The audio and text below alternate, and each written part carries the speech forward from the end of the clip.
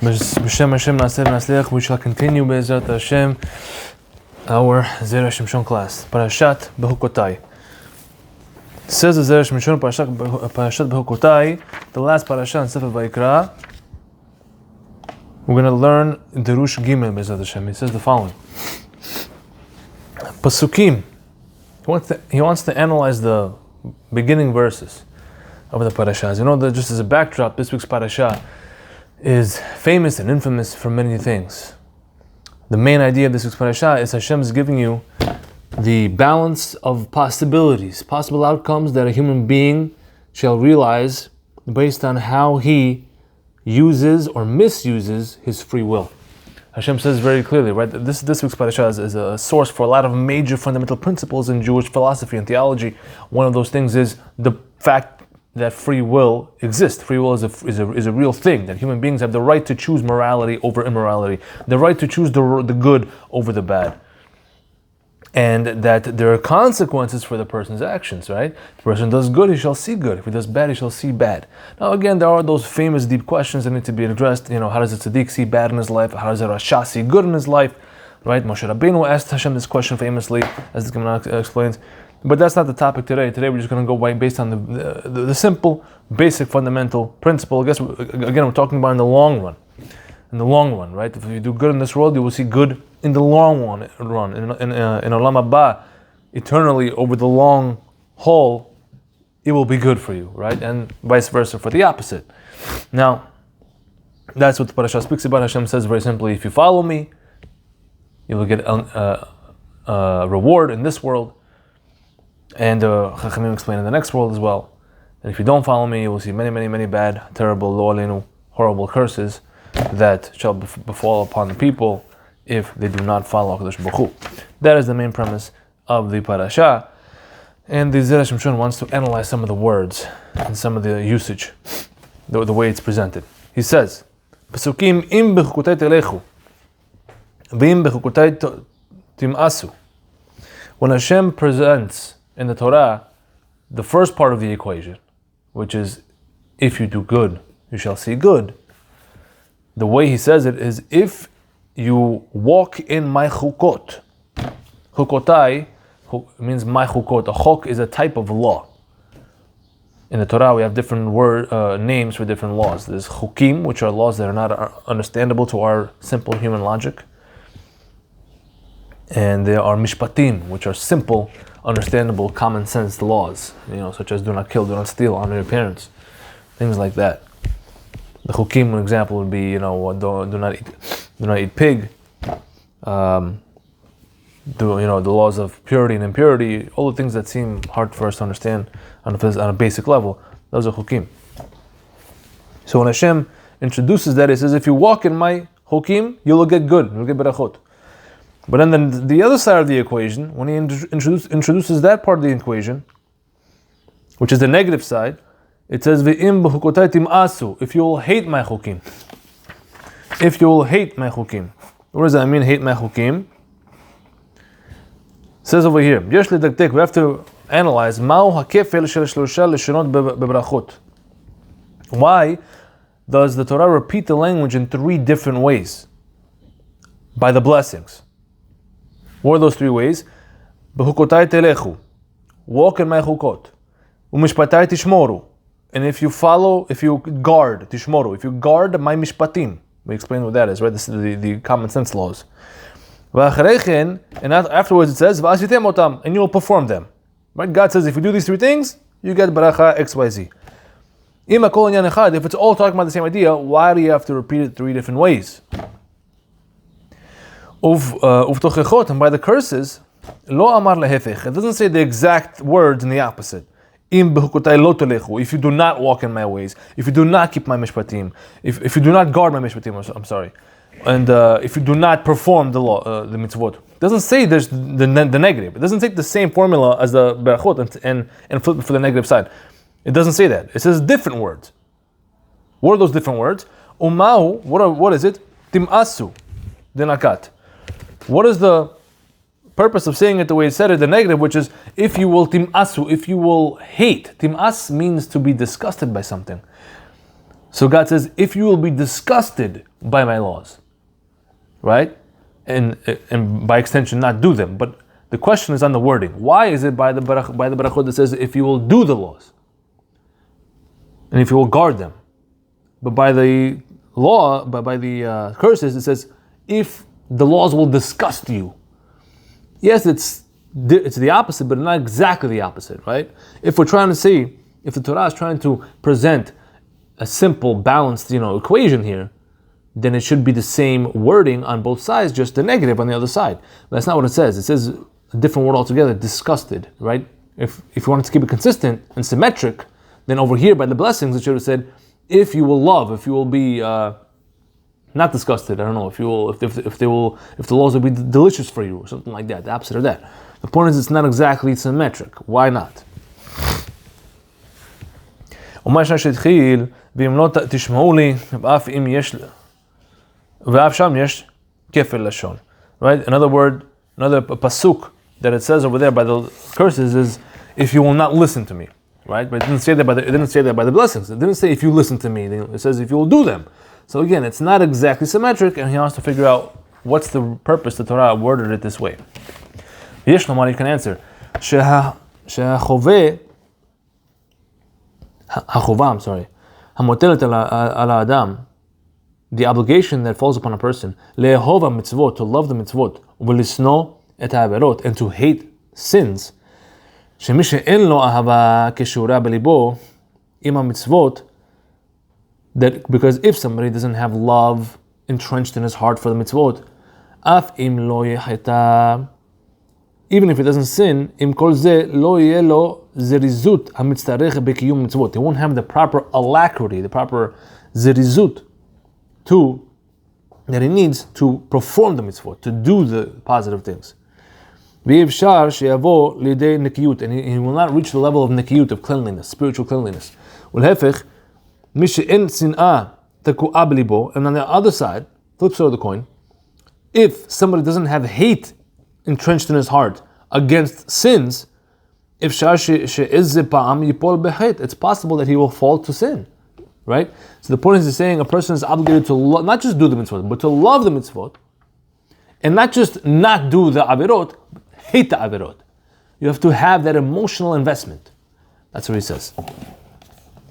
And that's what will protect a person to keep him in the proper path. Therefore, בקיום המצוות אמר הכתוב, אם בחוקותיי תלכו, דהיינו שיהיה לכם שנאה גמורה עם העבירות. That's why when it says in the Barachot that if you walk in my chukim, it means you have to have a hatred against making sins. ועוד, and furthermore, שתקשרו אהבה וגמורה, and that there has to be a love tied into the person's heart עם המצוות, for doing the mitzvot. Not just doing them robotically, but there has to be a love for it. That's why it says in the verse, if you shall guard my mitzvot, tishmoru, the language tishmoru from the word shomer, here simply means to guard, if you will guard my mitzvot. But it can have another meaning as well, that word. What is it? From the language of Yaakov Avinu, when Yaakov heard the dreams of Yosef, and Yaakov said to Yosef, oh, you think I'm going to bow down to you? He said it only externally in order to prevent hatred from developing between Yosef and his brothers of jealousy. However, if you look in the commentaries, when it says his father shamar et davar, that Yaakov shamar, he guarded the matter. What does it mean he guarded? It says Rashi over there, it means he anticipated. Lishmor also means to anticipate because of love and excitement. So here you could plug in that meaning into the word in our pasuk, in our parasha, when it says ve'et mitzvotai, mishpatai, my laws, tishmoru, if you will guard my laws, again you can read it as if you will be excited to perform my laws. If you will have an excitement and love and anticipation for them.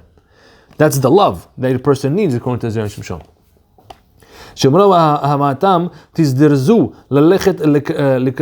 That because of their great love, they will run to do the mitzvot, and to chase after them. Then for sure, the end of the verse says, you will do them. Meaning you can only consider a guarantee that you will come to do them if you really loved it, if you really love to do it, and if you're searching and pursuing to do it, right? I could add to that. Even let's say a person really wants to do a mitzvah and he loves to do it and he's excited to do it, but for some whatever external reason he was unable to perform the mitzvah. something against his will, that he was unable to do it, God still counts it as you did it. Right? So you see, the main ingredient is to want to do it. That's where everything starts. It's the seed where the plant sprouts from. Even if you didn't end up doing it, since you really wanted to and you tried to, but you couldn't for whatever reason against your will, God counts it as you did it. That's what it says in Masechet Kedushin very famously. God counts it as you did it. Ulhefech, and on the opposite side, Bekilalot, Amar, by the curses it says, Ve'imlot tishme'uli, right? God said in our parasha, if you will not listen to me, then XYZ curse will happen, right? What's the explanation of that language? If you will not listen to me, lehov mitzvot. It means if you will not listen to me, to love the mitzvot, and to hate the averot. Shezeh garam lachem shevelo ta'asu et kol mitzvot ha'ele. That's what caused you to eventually do the end of that verse, which is not doing the mitzvot, right? If you don't listen, that means you don't have the love, you're not properly emotionally invested, and that's how you end up sinning. V'adraba, on the opposite, im bechukotai tim'asu sheme'astem haderech hatova. Right? That also explains the language of tim'asu, being disgusted. That's an emotional thing, right? So you're saying that since you were emotionally invested, improperly invested, which means you didn't love the mitzvot and hate the averot. On the contrary, you maybe loved the averot and you hated the mitzvot. The mitzvot were disgusting to you. That's how you ended up getting to where you are, it says. Haderech hatova hava mitzvot va'af et mishpatai tig'al nafshechem. Right, the end of the verse also says there that even my laws tig'al nafshechem, your souls and yourselves were completely disgusted by them. She'amishpatim hem devarim she'afil, right, and that's talking about mishpatim over there. That even by mishpatim you're going to be disgusted. And we said mishpatim are laws that are simply understandable, that a normal functioning human being should understand, that he should accept based on simple logic. You don't need anybody to convince you of them, such as do not kill, do not steal, honor your parents, like we said, things like that. But the point is that if you're not properly emotionally invested in Torah, even those mishpatim that should be so simple and obvious to you, you will grow a hatred against them. Right? And that's really what the opposition to Torah thinkers, right, atheists and things like that, that's really what they hold, a lot of them. Again, there's different philosophies out there. I don't recommend you research them, but some positions hold that everything is completely meaningless, everything is completely one big randomness, nothing really matters, and since nothing really matters, it doesn't matter that I should honor my parents. Who says I should? Based on what? Based on the random fact that everything came into being? My parents are random, I'm random. Who cares if I respect them or not? Who cares if I kill somebody else or not? Right? The other position is that, you don't want it's still a good thing not to kill anybody else because then people won't kill you and then you'll have a good society. But I challenge that and say, okay, so what? Who cares? If in the grand scheme of things nothing really matters according to your understanding, that even society doesn't really matter, so why should that little value that, I shouldn't want to kill other people so they don't kill me, why does that even matter? Because in the objective grand scheme of things, according to that atheistic approach, nothing matters. So that's why they also, that's what the Torah warns here, that if you're not properly emotionally invested, you can reach this extreme level of improper philosophy where you believe that nothing matters, and therefore even mishpatim, simple, basic sociological principles as do not kill, do not steal, honor your parents, even those things become questionable to you. Because there's no limit. Once you open the door, once you open Pandora's box, there's no limit. That's why the Torah gives us structure. The Torah gives us proper structure for us to wrap our minds around the proper concepts, or wrap our hearts around the proper beliefs, and to guide us on the ultimate path. It says further over here, שמשפטים הם דברים שאפילו לא נכתבו, ראויים הם להתקיים מדרך הטבע וישוב העולם, כמו שפרש רש"י בפרשת אחרימות, על פסוק את משפטי תעשו ואת חוקותי תשמורו, אף אני אעשה זאת לכם, אסרה אתכם כדי שלא יטיב לכם כלל וכלל. God says, I will hate you if you behave yourself that way and have that improper philosophy, so that you should not benefit at all. והטעם שקללות בתורת כהנים הם ממתת, ובכי תבוא הם צדיחת, לפי שבכי תבוא נכנסו בכלל הערבות. So there's a question. In our Parashat Bechukotai, there are 49 scary curses enumerated. There's another place in the Torah, in Sefer Devarim, Parashat Kitavo, where there's another set of curses, scary curses that Moshe Rabbeinu explains to Am Yisrael. And over there, it's double. It's 98 curses. So the question that the Mefashim asked is why? Why do we have 49 in this week's parasha and 98 in the repetition of the Torah in Parashat Kitavo? He offers one answer here, and he says, because in Kitavo, that was already right before they entered the land. That was during Moshe's last speech to Am Yisrael. And at that point, they already became a nation where they entered into the status of Arvut. Arvut means they're guarantors for each other, which means every Jew is responsible for the next person next to him. At that point in history, they reached that status. Dainu, which means one person is obligated for the next. What's the role of a guarantor? Guarantor means if somebody borrows money, the lender wants some sort of guarantee that the borrower will be able to pay. So the borrower says, I'll have a guarantor, someone to back me up, a co-signer, so to speak, that will pay you back in the event that I cannot pay you back. So each Jewish person is like a guarantor for the next, that you're responsible to make sure that your fellow Jew is on the right path.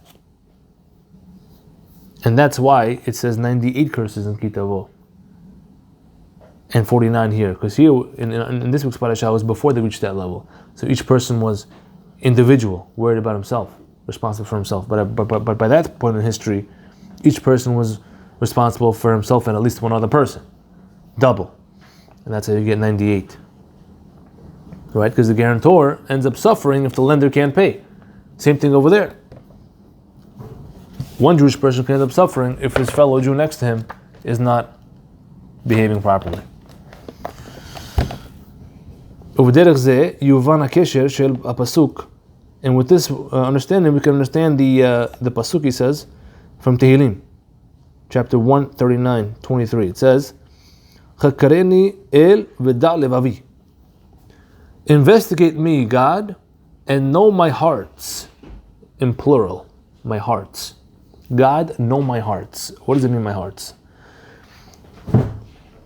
You can settle this, he says, with the previous verse in that same chapter, Tehillim 139, in verse 21 over there it says, Halo misanecha Adonai esneh.